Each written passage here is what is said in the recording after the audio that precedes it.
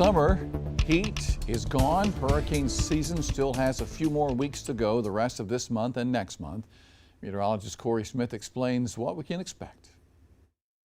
We're now into October and that summer heat is long gone. And although you might not think about it, tropical season continues through the month of November. So let's talk about what we can expect for the rest of the season.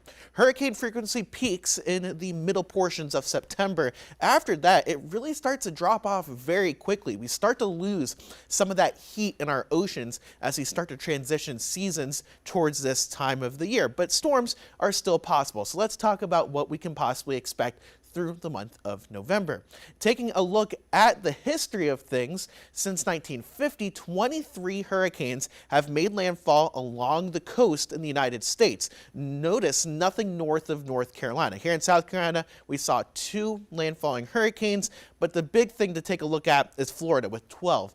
Clearly an outlier. So let's talk about the reason where we see these storms form and what we can possibly expect going into the coming weeks. In October, we typically see systems forming in the Western Caribbean and off the East Coast. These are typically picked up by moving cold fronts through the area, just like we're expecting a little bit later on in the week, that sweep through the eastern U.S. and pick up these storms essentially and move them out to sea. That's why Florida sees so many storms this time of the year compared to other states. As we go into November, that ocean heat really starts to fall off and we start to see really just a lot less tropical activity as we go into the month of November.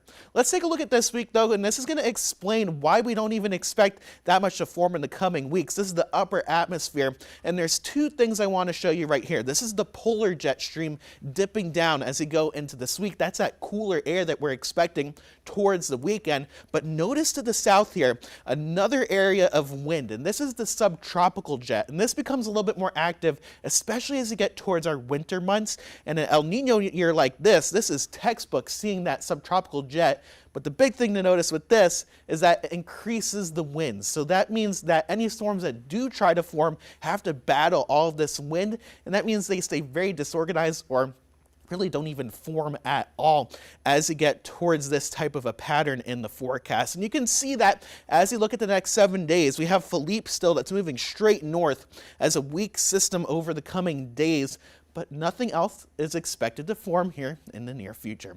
From the studio, I'm News 19 WLTX meteorologist Corey Smith.